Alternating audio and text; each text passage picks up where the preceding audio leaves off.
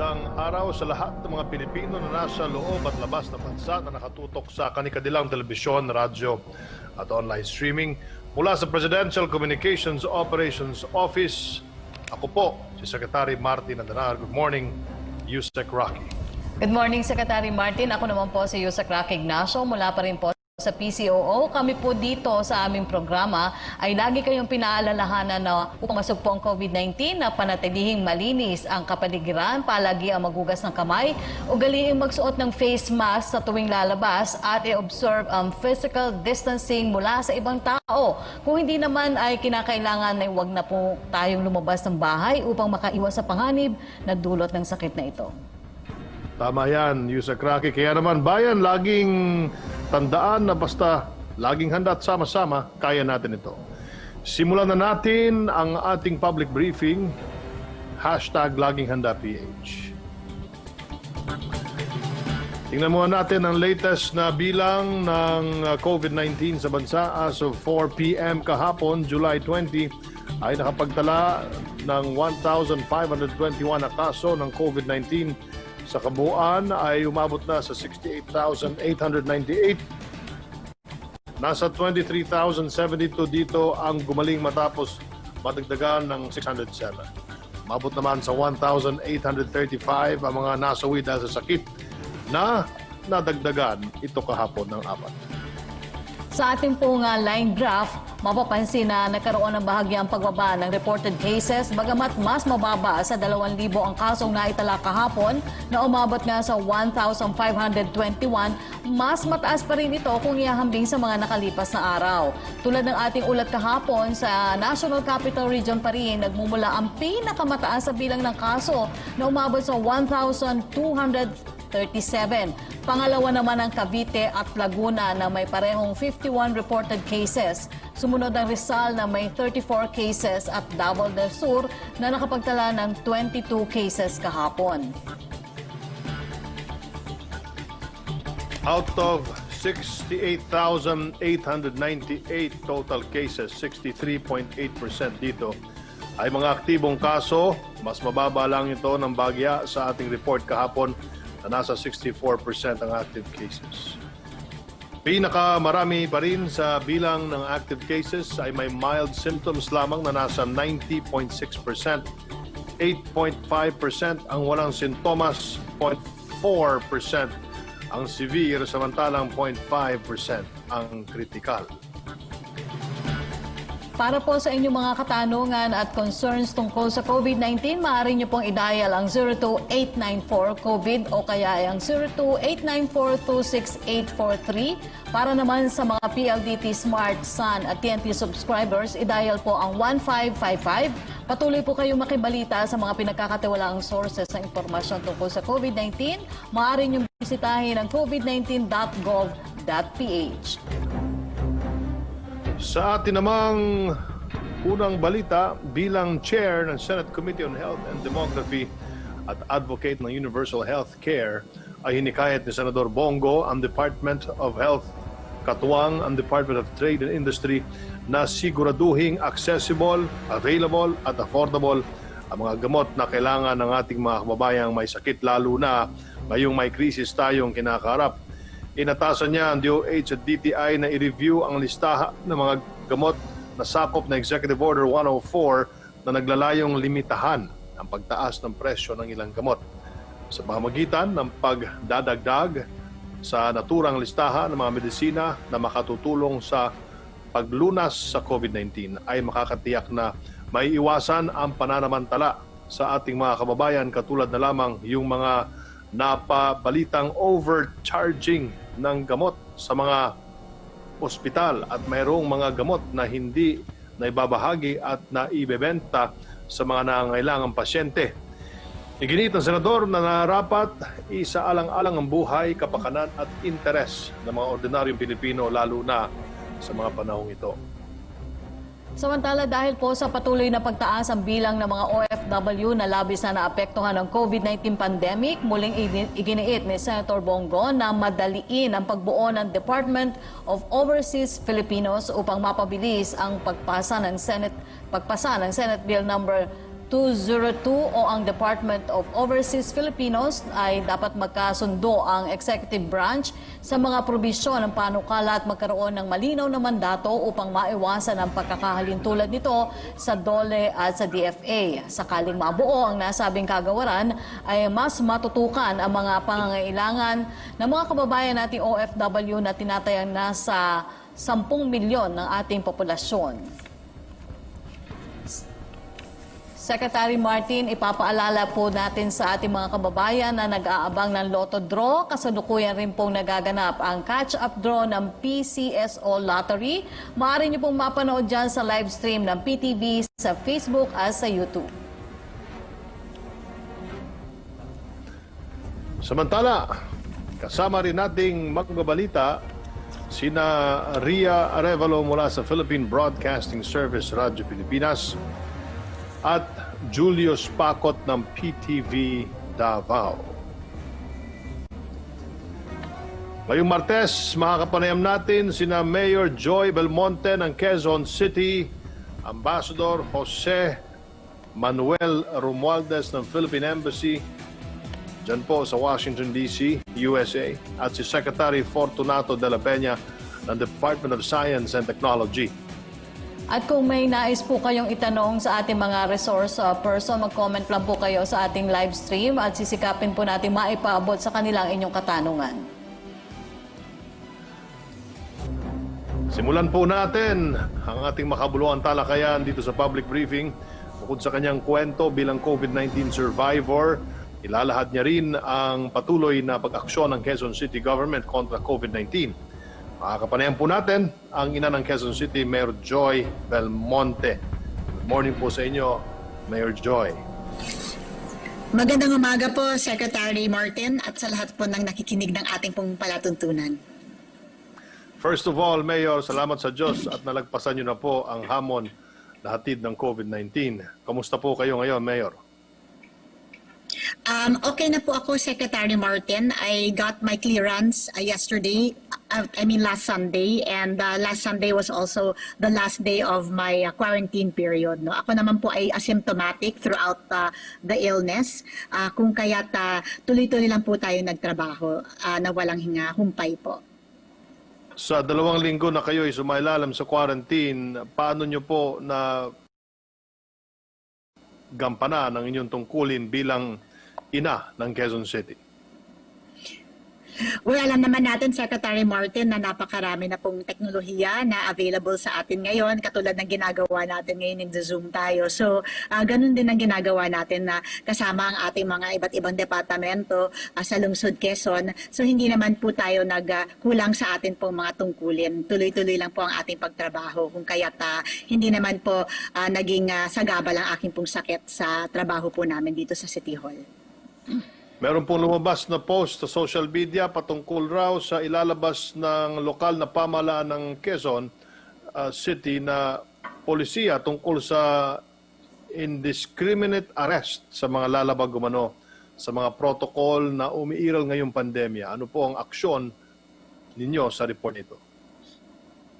Well, alam niyo, Secretary Martin, ito po ay isang fake news, kung masasabi ko, kasi ito'y kinalat via social media na sinasabing ito po daw guidelines na atin pong inilabas ay para po maging abusive po ng government ang lungsod Quezon. Pero actually, ang kabaligtaran po ang katotohanan. Ang ginawa po ng lungsod, kinompo natin lahat po ng mga ordinansa na pinasa po ng sanggunian panunsod patungkol po sa quarantine protocols, at ang ginawa pa po ng lungsod ay inilabas kasama ng memorandum lahat ng mga rules of court and rules of procedure para maiwasan po ang pagsasamantala ng mga law enforcement agencies. So this is actually addressed to law enforcement agencies, and ang naging inspirasyon po natin dito ay yung nangyari po a few months ago kung saan meron pong isang fish vendor, wala po siyang suot na maskara at siya po ay nasaktan, no, because nga walang protocols na sinusundan yung mga enforcers. And I didn't want that to happen again. Gusto ko po na maiwasan yan ulit kung kaya't nag-issue po tayo ng guidelines para maliwanag po sa ating enforcers kung ano po ang dapat nilang gawin kapag sila po ay nag-i-issue ng arrests sa mga lumalabag po sa ating pong mga ordinansa. At meron din po tayong rules of court kung saan nakasaad naman po kung ano ang dapat tamang patakaran o proseso para ang mga tao ay hindi rin pong maagrabyado. So in fact, it is a tool to avoid abuse of power rather than the opposite. No? So I'm grateful for this chance to clarify. At sana yung sa mga taong nagkakalat naman ng mga balitang misleading, misinformation para lang pagsamantalahan ng anxiety, ang fears ng mga tao, sana tumigil na rin po sila sapagkat hindi po ito nakakatulong sa atin. I would like to reassure the people of Quezon City that our city observes maximum tolerance. These enforcement actions of ours against erring or violating people will be done only in extreme cases kung talaga nakakasakit na o nakakaapekto na sa kapwa at nagiging sagabal na sa public health. And there will be no abuse of authority under this administration. Noong linggo po ay muling binuksan sa publiko ang mga simbahan para sa mga misa. Kumusta po ang monitoring ninyo dito? Well, ang magandang balita dito, Secretary Martin, is yung simbahan, both the Diocese of Cubao and the Diocese of Novaliches, have constantly been coordinating with the city government. Kung kaya't yung mga patakaran na aming pong nilabas is with the consultation of the church, no? And as of now, I know in other cities nagkakaroon na ng COVID ang mga pare, ang mga parishioners, pero dito dahil nagkaroon tayo ng magandang kasunduan ay continuous ang monitoring ng mga law enforcement agencies natin, ang barangay, etc. At sumusunod naman po ang ating religious sector sa ating pong mga nilabas na mga patakaran, and so far everything has been fine. There are no untoward incidents that have been reported and everybody has been cooperative with our policies po. Kayo po ay naglaan ng 1.2 billion pesos na financial assistance para sa 600,000 residente ng Quezon City. Nasa na po tayo sa pamamahagi ng naturang assistance at paano po natin nasisiguro na ibibigay ito sa mga residente natin? So actually, Secretary Martin, meron po tayong 2 programa dito po sa Lungsod Quezon na tutulong sa mga nangangailangan natin mga kababayan. No? The first is yung Kalingang QC program. Ito yung paglaan ng 2,000 piso sa mga vulnerable sectors katulad ng senior citizens, solo parents, vendors, lactating mothers, yung mga no work, no pay, yung mga transport sector, at marami pang iba. Ito po yung natapos na namin gawin, and the budget for this is 1.2 billion pesos. Tapos na po ito, o kaya mangilan-ngilan na lang po ang hindi pa nakakatanggap ng kanilang ayuda. Pero meron din po tayong tinatawag na Social Amelioration Program ng Quezon City. Ito po yung binibigay naman natin na 4,000 pesos sa kada pamilya na hindi na isama sa programa ng DSWD.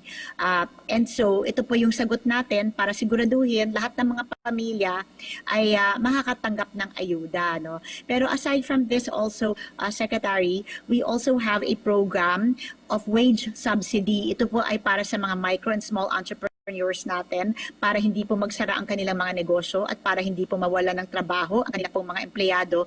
Ang ginagawa po natin ay nagbibigay po tayo ng subsidy, kalahati ng mga sweldo sa mga empleyado as long as they're from Quezon City, and under the condition na hindi magsasara ang negosyo at hindi magle-lay off ng mga empleyado. So these are the 3 main programs that we have to help our citizens weather the crisis period. Sa pagtaas ng seating capacity sa mga dining place at restaurant, dyan po sa Quezon City, ngayong araw ay nagkaroon po kayo ng surprise visit at inspection sa mga naturang establishment, gaya na lamang sa Teachers Village. Can you tell us more about this, Mayor Joy? Actually, Secretary Martin, this is something that we're very proud of here in Quezon City. I consider it a best practice kasi ever since na nagkaroon na ng pagpayag ang DTI na magbukas ng ating mga restaurants, nag-issue na po tayo ng mga strict guidelines in addition to the IATF guidelines para siguro maging ligtas lahat ng mga pupunta sa ating mga restaurants, no? And we have been continuously doing surveillance and monitoring the various restaurants and dine-in areas natin, as well as our malls. So tuloy-tuloy lang po natin pong ginagawa ito. At ngayon naman po, napapahintulutan na starting tomorrow, I think, ang pagdagdag ng eating capacity or dine-in capacity, we are now assisting our restaurants to adjust to this new policy of the IATF. No? So I think this is one area in which we have been very successful. So far, wala naman pong masyadong hindi lumalabag o hindi sumusunod. At kung meron mang hindi sumusunod, ay wina-warningan lang po namin at agad-agad naman din silang nagko-comply, no? And of course, like as is mentioned in our policies, kung sakasakaling ilang beses na rin po silang na-warningan at hindi sumusunod, of course, there is the threat of a revocation of their business permits. But so far, everything has been fine and our restaurants are prepared for the increase in dine-in capacity. Inanunsyo po ng mga ospital sa Metro Manila na full bed capacity na sila, Mayor. Ano po ang inyong magagawa dito para makatulong po?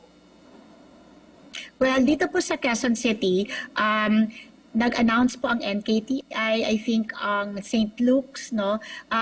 We are fortunate because yung mga locally run or local government run hospitals namin, tatlo po yun, ay ngayon pa lang sila napupuno. Actually, in the past few days, they have been coping very well. At ngayon lang po ako umaga nakatanggap ng report na medyo nasa critical stage na po na kailangan na rin po nating aksyonan itong pagdami ng kanilang mga pasyente. So that is what I will be paying attention to in the coming hours. Pero maswerte rin po tayo, Secretary Mon, kasi meron po tayong tinatawag na quarantine facilities na nangangalang HOPE, no? And we have 3 of these quarantine facilities that cater to mild and asymptomatic COVID-positive patients na may 500 beds.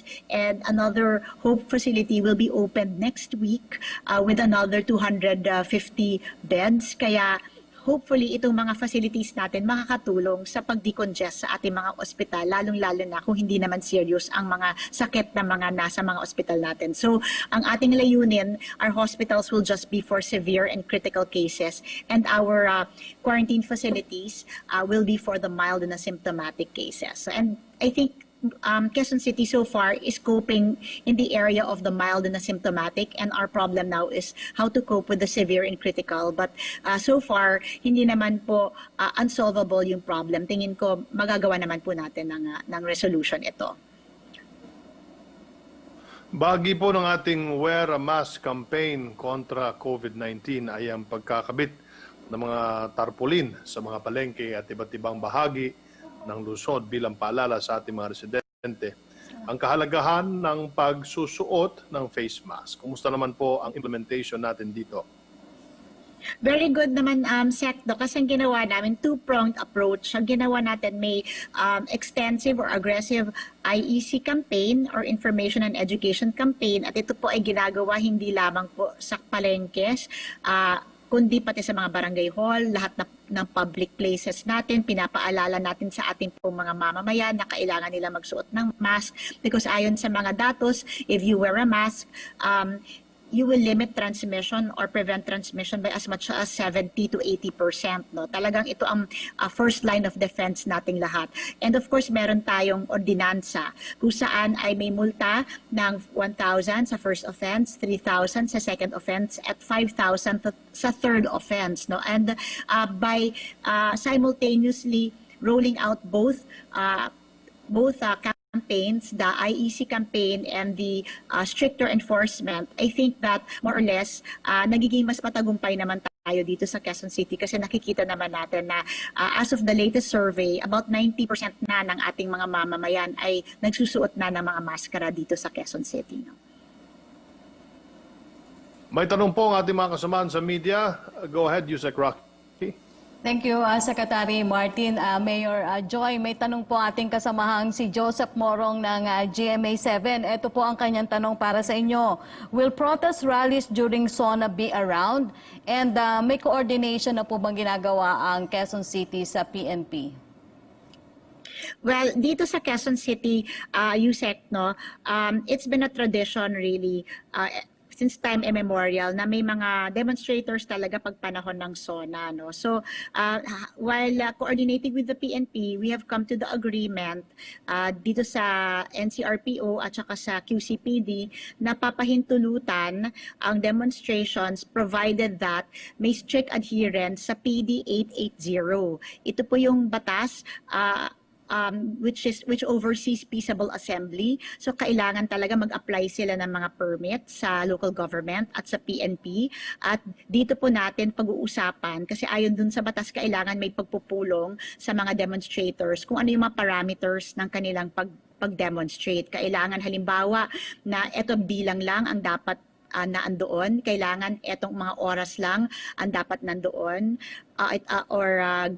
ginagamit for the demonstration at itong mga lugar lang ang papahintulutan. At ngayon, syempre, magiging mas stricto tayo sapagkat meron tayong pandemya. So we will be very strict in ensuring that all of these protesters or demonstrators or rallies will be complying with minimum health standards. Otherwise, we have the right to, of course, remind them or even disperse them peacefully, of course, kung nakikita na natin na nagiging public health hazard na po sila. Because at the end of the day, we do respect the right to expression, to free speech, to air grievances, but may kaakibat din po yung right to life and right to health na kailangan din natin protektahan bilang isang pamahalaan. At tingin ko dapat shared responsibility ito. Kailangan itong mga protesters ay may pagtaya din na at pangako din na gagampanan nila ang kanilang kailangan nilang gawing responsibilidad para siguraduhin ligtas ang lahat. No?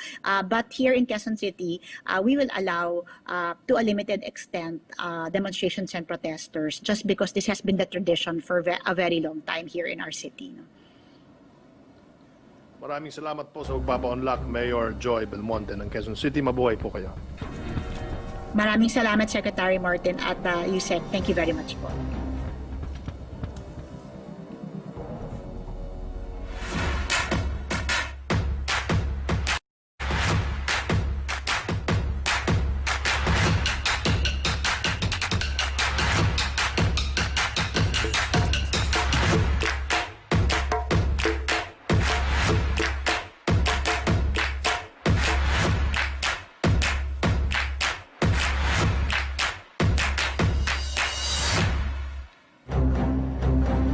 Kumustahin naman po natin ang kalagayan ng Filipino community sa Estados Unidos. Makakasama po natin si Ambassador Jose Manuel Romualdez ng Philippine Embassy in Washington, D.C., USA. Sa buong mundo po ay nangunguna ang Amerika sa may pinakamataas na kaso. Good morning po, Ambassador.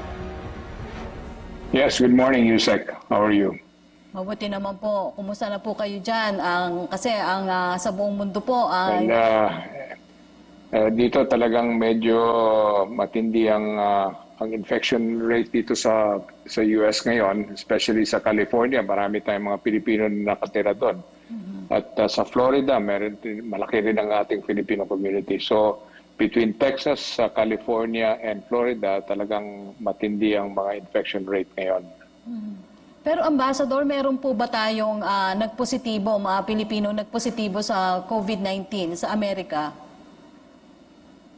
Meron rin. Ang actually mga report na nakukuha namin ay galing rin sa mga Filipino communities natin. So we have at least about 300 to 400 infections. Pero some of them have tested for positive pero asymptomatic naman. No? So, but we're watching out for many of them. And if there's anything that we can do, of course. But most of the states are now in full gear as far as going into testing and to also attending to most those that need to be hospitalized.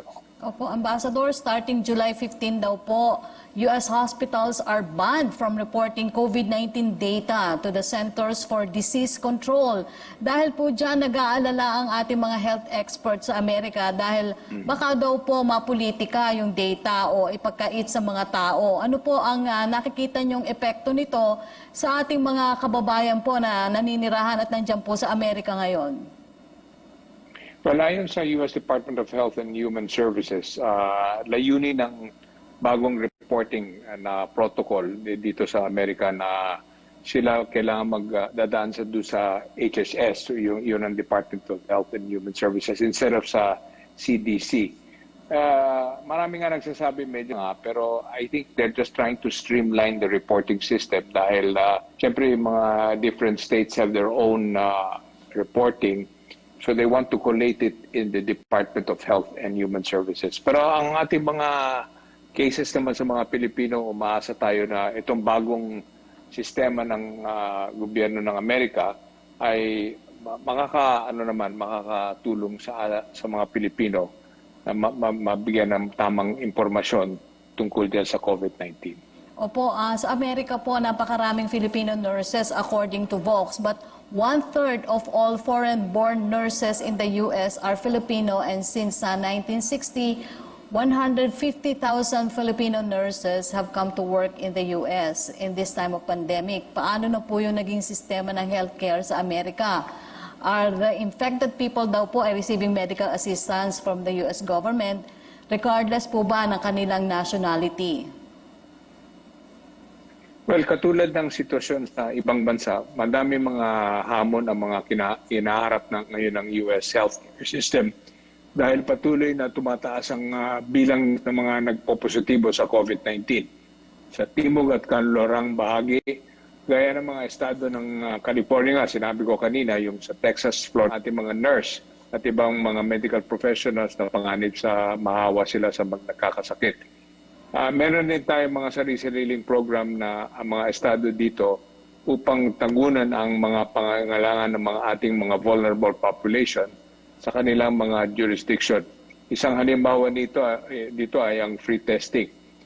Meron ding programa ang federal government sa matulungan ng mga pasyente ng COVID-19 na walang medical insurance sa kanilang mga pagkagamot. No? So yung ating mga nurses ay tinutulungan naman ng mga state. No? Of course, they're very grateful sa mga Filipino-American nurses at Filipino nurses na nagtatrabaho dito. Nakita naman natin lalo na sa New York, malaki ang Filipino nurses community doon. The governor himself actually commented and thanked the Filipino-American nurses. So they're well taken care of, I must say, and the American people are very appreciative of that. Opo. Ambassador, bilang appreciation sa ating mga kababayang frontliners, sa pamamagitan po ng Office of the Agriculture Attaché ay namahagi po kayo ng virgin coconut oil sa George Washington University Hospital na sinasabi pong mabisang proteksyon sa balat laban sa mga bakterya at virus ng nakaraang buwan naman po sa mga kababayan natin sa Virginia. Sa dedikasyon po ng mga kababayan natin dyan, ano po ang suporta ng gobyerno sa kanila? Well, ang ating mga labor attachés ay talagang I think we have three labor attachés dito sa Washington DC. Meron tayo sa California at saka meron rin tayo sa may Midwest, no? Our labor attachés have been nag-ugnayan sa mga Filipino community dito at tinitingnan nila kung anong pwede nilang gawin na makatulong sa ating mga kababayan. Pero like I said, many of the states are of course doing their own in taking care of the people who are living in their area, and we are just supporting whatever we can as far as the embassy and our consulates are concerned. Opo. Ambassador, nagkaroon na naman po ng muling pagsasara ng mga indoor restaurant, sinihan at bar sa California dahil nga daw po doon sa pagtaas ang bilang ng mga kaso ng COVID doon. Ano po ang kasalukuyang estado sa California at paano po nagko-coordinate ang ating embahada sa US government para po masiguro yung kaligtasan at welfare ng ating mga kababayan sa Amerika? Medyo napuputol-putol pero ang understanding ko sa question mo yung mga restaurant, yes, mga restaurant at saka mga bars dito, if talagang isisira, diyan nagkakaroon ng marami talagang COVID cases, no? So hindi ko lang nakuha yung last portion ng question mo. Opo, Yusek. paano po ang nagiging, dahil po sa pangyayaring ito, ano po yung naging epekto nito sa ating sa Filipino community sa Amerika? At kung may epekto naman po, paano kayo nagko-coordinate yung ating embahada sa US government para po masuportahan at matiyak ang welfare ng ating mga kababayan doon? Well, like I said, ang aming ginagawa dito sa lahat ng mga ating Filipino communities, nagko-coordinate kami sa kanila at tinatanong ng ating mga consulates kung anong mga Pilipino na apekto nito, no? Ngayon, of course, Filipino Americans are entitled to a lot of help from the federal government. As you know, marami silang mga legislation ngayon na nagtutulong sa mga nawawala ng trabaho at lahat. Pero ngayon yung mga iba namang mga Pilipino na nawala ng trabaho, pero they're here really on a different kind of visa. Of course, our advice is for them to start planning to go home if they cannot wait for things to get better. Yan yung meron rin tayong mga ibang klaseng visa na actually yung exchange program, yung cultural exchange, yung J1.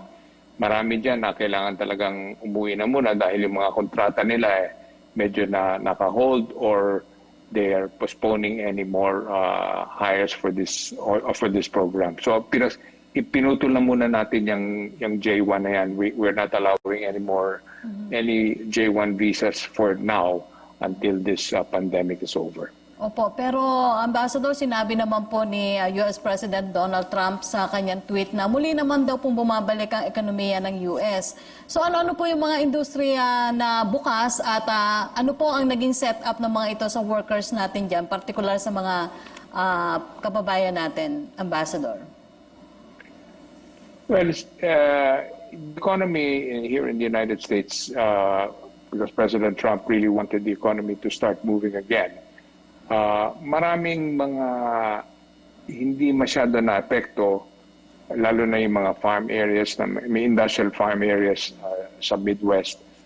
Pero sa Texas, at saka sa Florida, at saka sa California, yung mga kumpanya doon, medyo malaki ang epekto na hindi sila makakapunta sa mga kanilang mga trabaho.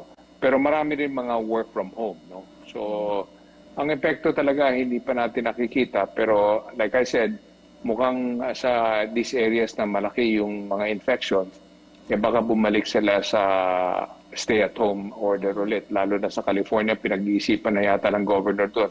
Sa Los Angeles, alam natin yung mayor doon magsabi na talagang in a few days, kailangan nila ibalik yung stay-at-home order. Dahil masyadong mataas ang mga infection rates dito sa Amerika.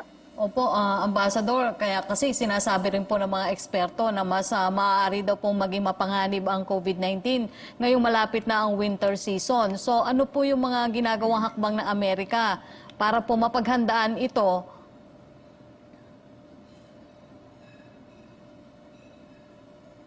Well, napuputol-putol tayo. Can you hear me? Ambassador, ulitin ko kasi ang sinasabi nga po ng mga eksperto na mas magiging mapanganib daw po ang COVID-19. Kasi malapit na po yung winter season dyan sa Amerika. So ano po yung ginagawang paghahanda? Well, yes. Opo, ginagawang paghahanda ninyo. Especially po doon, Ambassador, doon sa magiging epekto, doon sa mga posible pang mawalan ng trabaho. Well, yun talaga. Pagdating ng fall at winter dito, medyo patindi na naman. Nag-warning na nga yung CDC at saka si Dr. Fauci, ang pinaka well-known na expert sa infectious diseases, ay nagsabi na talagang medyo kung hindi nila maagapan itong COVID-19, talagang magkakaroon pa mas malaki ang problema ng Amerika. Ngayon, pero ang maganda naman, mukhang malaki ang pag-asa na yung vaccine ay baka knock on wood na baka maging yung vaccine ay maging successful na, lalo na yung galing sa Oxford, at nag-order na yung Amerika ng 300 million vaccines for the for Americans, no.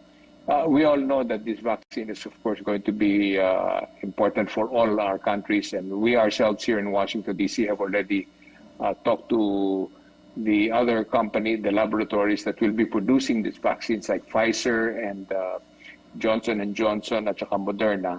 Naglilinya na tayo na pag once it's available for export, nandiyan na tayo.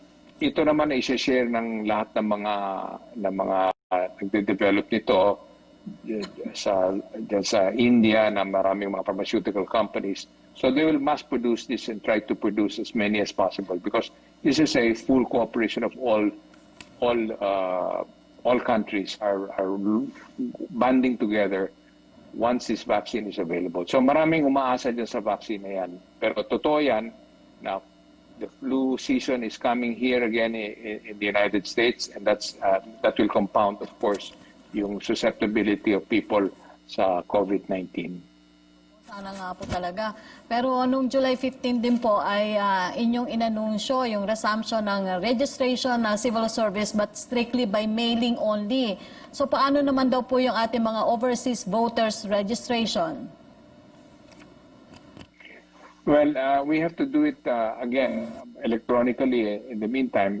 Alam mo, meron kaming pinopost noon sa ating COMELEC na talagang yung registration at saka voting pwede ng electronic eh. Meron kaming nakausap na tiga Boston na nakadevelop nung pwedeng ginamit yung voting by cellphone, lalo na sa mga military. So it's been successful. So yan ang kausap natin dyan si Commissioner Guanzon, at nandito siya sa Amerika noon, at nakita naman niya na pwedeng gamitin natin yan sa overseas voting. So hopefully, that will be one way that we'll be able to make it easier. So at the same time, pwede rin gamitin yan for registration. Okay. Maraming salamat po, Ambassador. Kayo po ba ay meron pang gustong ibigay na mensahe sa ating mga kababayan dyan? Well, lagi namin sinasabi sa kanila na siyempre mag-ingat sila, at lagi nga nang sabi ng presidente natin, President Duterte, na dyan sa Pilipinas, lagi lang kailangan magmaskara at laging mag-social distancing, kasi yan lang ang laban natin dito sa COVID-19. Habang walang vaccine, talagang wala tayong magawa kung hindi talagang to just be taking care of ourselves and other people, na kailangan talaga lagi tayo nakamaskara, lagi tayo sa social distancing, lumalayo tayo sa tao. Ayaw natin lang makita, pero talagang kailangan ganon. Wala nang ibang solusyon na pwede. At of course, pag nasa bahay, kailangan lagi washing of the hands. Huwag nang hahawakan yung kamay. Wala nang, yun ang scientifically, yan ang only solution, and we tell everyone here, all our kababayans, na ganun ang kailangan natin na i-follow lagi.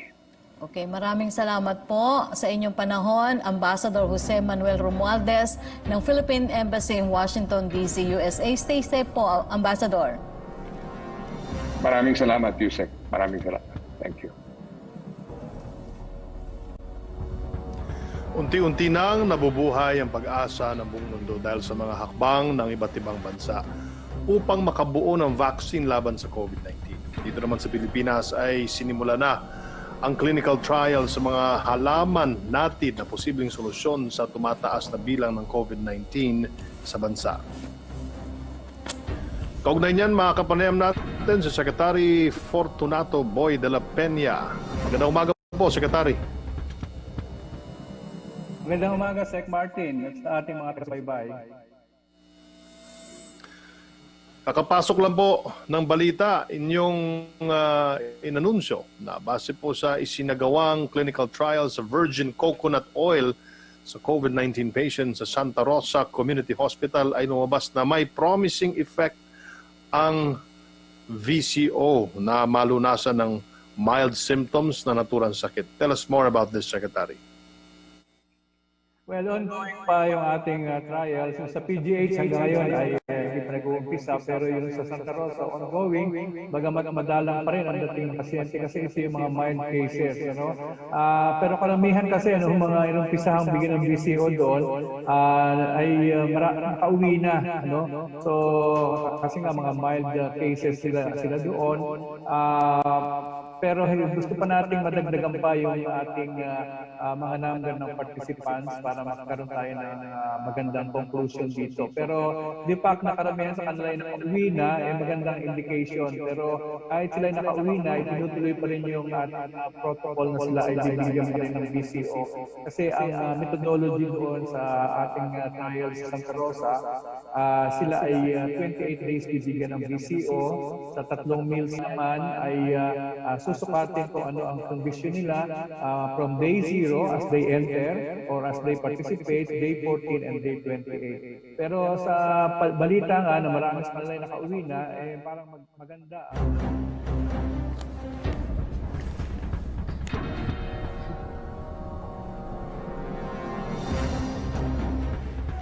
Balikan natin si Secretary Boy de la Peña. Meron ng problema sa communication. Secretary Boy, can you hear me? Okay, balikan natin si Sec Boy. Makibalita muna tayo mula sa ating mga lalawigan sa pamagitan po ng Philippine Broadcasting Service. Kasama si Ria Arevalo. Maraming salamat, Sec Martin. Sa ating mga balita, mga LGU sa Pangasinan hinihikayat na bumili ng viral transport medium at tumulong sa pag-swab test sa mga LSIs at OFWs dahil sa patuloy na pagtaas ng kaso ng COVID-19. Mula RP Tayug, narito ang report ni Leslie Jimeno.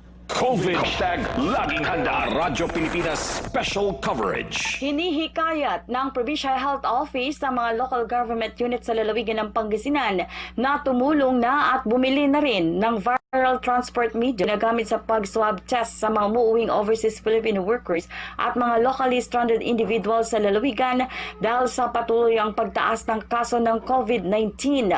Ang viral transport medium ay ginagamit sa pagkolekta ng specimen ng isang tao upang masuri kung ito ay may virus ng COVID-19.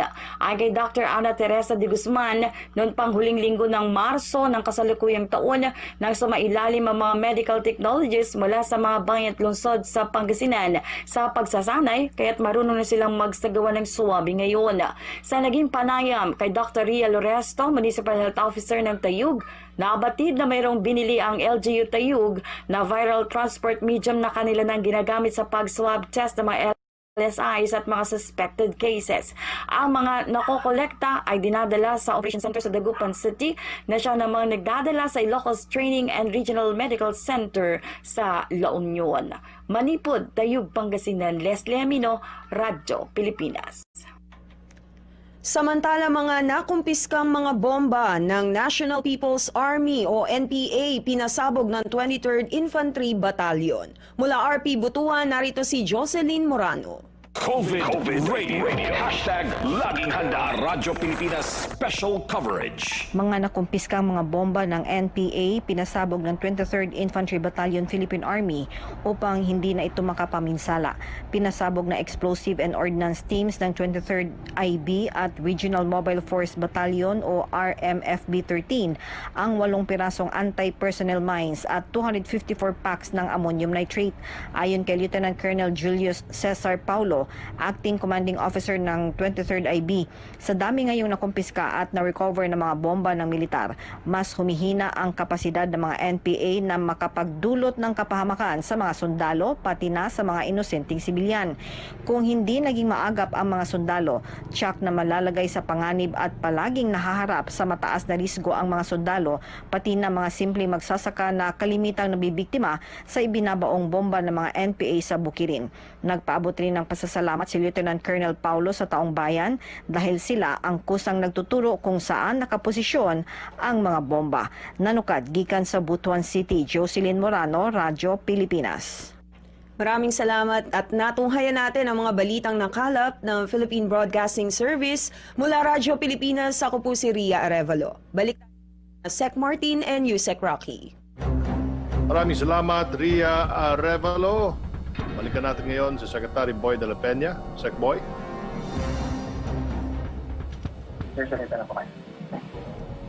Sec Boy, are you Sec Martin. on the line? Yes, sir. Tungkol po dun sa virgin coconut oil, yung pa yung napag-usapan natin kanina, nasa clinical trial na. Can you tell us about the promise of this? Madagdagan yung ating mga patient na participate. Pero base dun sa, kasi mga mild cases yung aming binibigyan dun sa Santa Rosa Community Hospital ay marami na nakauwi, bumuti na sila. Pero ayon sa methodology, kailangan pa din silang bigyan ng BCO hanggang sa ika-28th day nila mula sa umpisa. So siguro hintayin lang natin at para madagdagan yung ating mga subjects. Sec Boy, lumabas din sa ilang report na may potential ang tawa-tawa at lagundi bilang panlaban sa COVID-19. Ano-ano po ang katangian na magpapatunay nito? Well, sila kasi ay nakita na may antiviral properties. Halimbawa, itong ating inapruban na lagundi ay approved na siya as a drug para sa mga ubo at related ailments. Noong pa, yan ang kauna-unahang research ng DOST noong pang 1980, yung lagundi. Oo. At yan naman ay naging commercial success na rin. At in fact, over the counter, mabibili mo na sila sa mga butika. So since ang mga symptoms na usually lumalabas, lalo na doon sa mga mild cases, yung ubo at saka yung sore throat at yung lagnat, ito naman ay tamang-tama dito ang lagundi para doon sa mga symptoms na yon. Kaya ang aim ng ating study na sisimulan sa August 1 or earlier kung makalabas na yung FDA clearance, ay mapakita na ito ay makabubuti para ma-address yung mga symptoms. Guminhawa yung pasyente doon sa kanilang pag-ubo at itong lagnat at sore throat. Kasi malaking bagay kung giginhawa yung pasyente.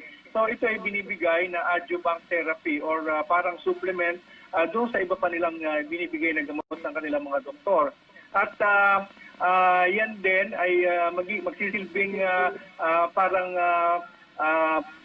research para makita kung yung bang probability na mag-progress yung mga mild to moderate and severe ay mababawasan kung bibigyan ng lagundi.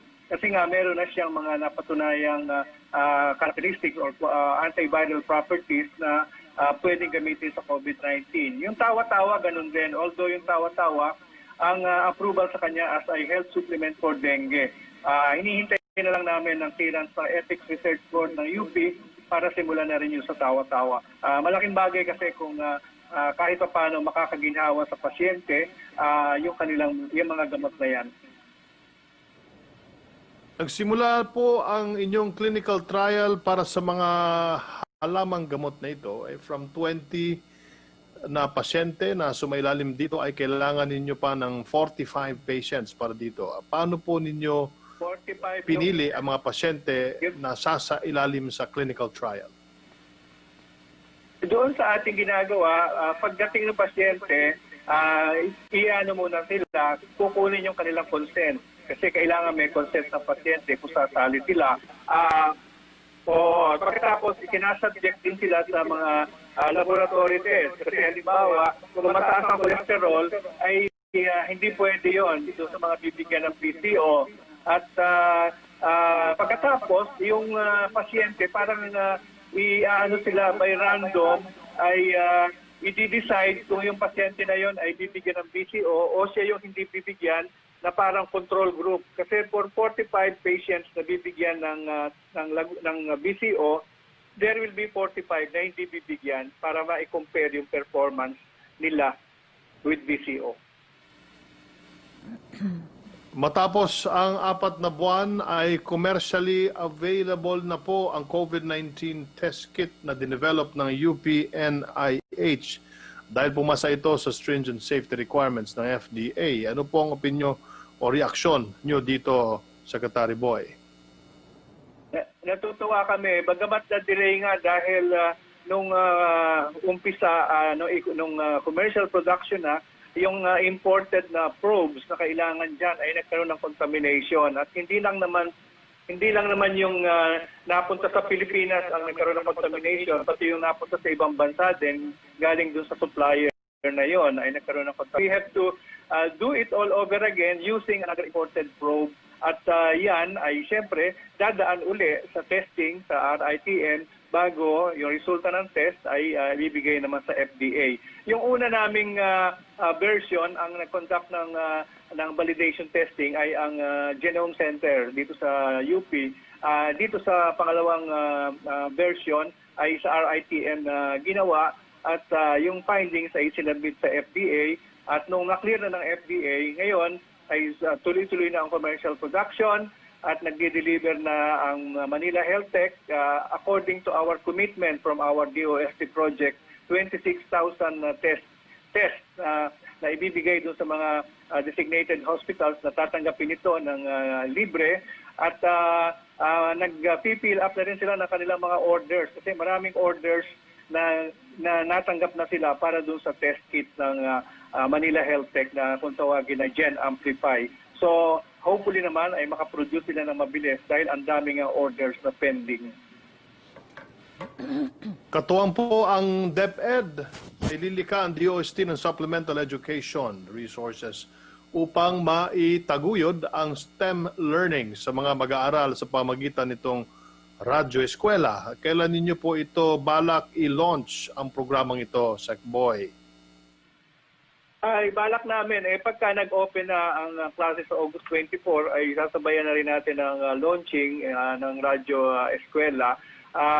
Dalawang klase yan, yung isa ay para sa mga basic education sa elementary at yung isa naman ay dun sa mga high school na gumagawa na ng research. No? Ito ay sinasagawa ng DOST na para bang yung isang subject matter ay pwedeng maging useful for different grades, ano? Additional doon sa aming ibinigay or minake available sa DepEd na mga computerized modules naman in the teaching of mathematics and science. So sa math, kumpleto kami ng modules from grade 1 to 8, pero ito ay supplementary materials din, ano? In other words, dapat meron pang ibang pag-aaralan yung mga bata. At ito naman ay ginawa namin 8 years ago pa. Ngayon naging in demand na ngayon. Sama-samang pagsulong tungo sa katatagan sa gitna ng bagong normal. Ito po ang tema ng pagdiriwang na National Disaster Resilience Month ngayong Hulyo. Ano-ano po ang mga aktibidad na isinasagawa natin in line with this celebration? Well, of course, meron kaming mga activities na sponsored ng dalawang ahensya ng DOST, ang Pag-asa at ang PBOS. Sa Pag-asa, ito ay series ng webinars at ang unang-una nito ay kung papaano maghanda sa after tulad ng bagyo at pagbaha. Nila, ang simbahan din ay nagiging takbuhan ng mga evacuees pagdating sa mga disaster. Tapos meron sila ding webinar para naman sa mga media people kung paano ang tamang pagre-report, ano, at tutulungan sila. Meron din silang programa para sa mga bata, no, particular sa mga children para ma-educate din sila about disaster preparedness. And ang PBOX naman ay may isang magandang proyekto na ilalaon ay naglabas sila ng kanilang hazard hunter, okay? At ngayon naman ay ilo-launch na yung kanilang geomapper. Hindi lang ito nag-describe ng mga hazard sa isang lugar, kung hindi magagamit din ito na pang-collect na rin ng mga data na i-distribute ng iba-ibang sources para madaling ma-update yung mga data tungkol sa iba't ibang aspeto ng mga disaster. So, dagdag dyan, meron din ng mga activities sa mga private sector. Halimbawa, yung aming natulungang researcher na nagsagawa ng project para doon sa mga monitoring of the health of bridges and vertical infrastructure. Nag-develop sila ng mga local monitoring instruments para dyan, para ma-monitor yung ating mga bridges and infrastructure.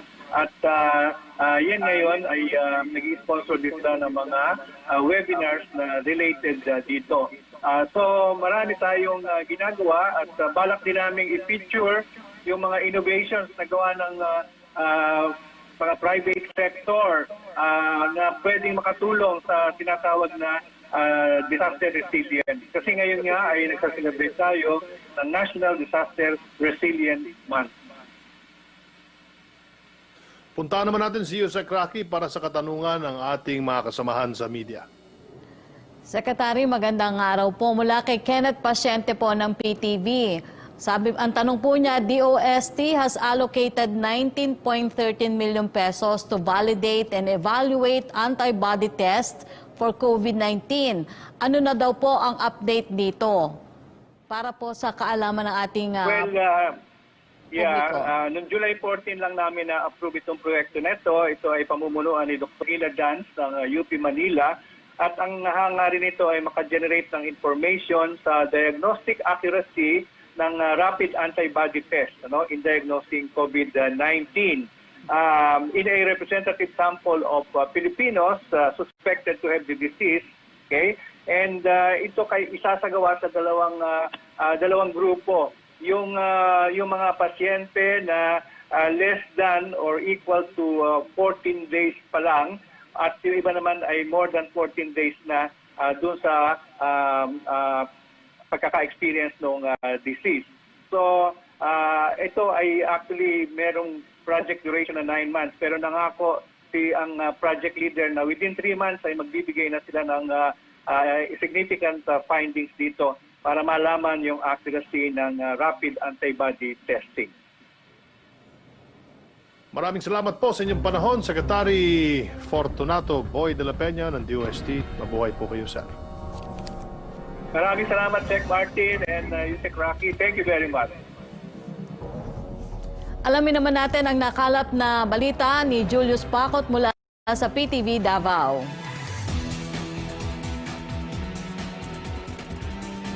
Mayong udto, Secretary Martin o Yusek Raki, matapos nga makapagtala ng pinakaunang kumpirmadong kaso ng COVID-19, ang Davao City Police Office ay kahapon ay nadagdagan pa ito. Secretary Martin at Yusek Raki, ito nga ang kinumpirma ni Davao City Mayor Sara Duterte na may 7 pa na mga individual mula sa DCPO ang nagpositibo sa COVID-19. Ang nasabing mga individual ay kinabibilangan ng 4 na mga pulis, isang police auxiliary, isang intelligence agent at isang detainee. Ang nasabing mga positibong kaso ay nanggaling sa isinasagawang swab test noong nakaraang linggo sa DCPO. Napag-alaman, ang nasabing mga nagpositibo ay dinala na ngayon sa Southern Philippines Medical Center. Matatandaan na isinalalim sa lockdown ang buong compound ng Davao City Police Office noong nakarang linggo. Ito ay matapos na magpositibo ang isang miyembro ng SWAT motorcycle team na isa sa mga naatasan na magbantay sa Barangay 23-C dito sa Davao City, na isa sa mga pinakamaraming naitalang kaso ng COVID-19 dito sa lungsod. Sa kasalukuyan ay nasa 5 kapulisan na sakop ng Police Regional Office 11 ang confirmed COVID-19 cases, kung saan lahat ng ito ay galing sa DCPO. Secretary Martin at Yusek Raki, COVID-19 update naman tayo dito sa Davao Region. Kahapon ay nakapagtala ng dagdag na 6 na kumpirmado ng COVID-19 cases dito sa Davao Region, kaya pumalo na sa 970 na mga confirmed COVID-19 cases ang naitala sa buong Davao Region. Pero ang good news nito ay walang nadagdag na nasawi sa nasabing sakit, kaya nananatili pa rin na nasa 43 ang mga nasawi sa nasabing sakit dito sa Davao Region. At ang good news naman ay 10 ang nadagdag sa nakarecover sa COVID-19 dito sa Davao Region, kaya umakyat sa 539 ang mga nakarecover sa COVID-19 dito sa buong Rion 11. At yan muna, Yusek Raki at Secretary Martin, ang latest mula dito sa Davao City. Julius Pacot para sa Bayan. Maraming salamat sa iyo, Julius Pacot ng PTV Davao. Pasalamatan na rin po natin ang ating partner agencies para sa kanilang suporta sa ating programa. Salamat din sa kapisanan ng mga broadcaster na Pilipinas at sa Filipino Sign Language Access Team for COVID-19. Mabuhay po kayo. At dyan po nagtatapos ang ating programa. Ako po si Secretary Martin Andanar mula sa PCOO. At mula pa rin po sa PCOO, ako po si Yusek Rocky Ignacio. Hanggang bukas po muli dito sa public briefing, #LagingHandaPH. Kaya natin to. Kaya natin to.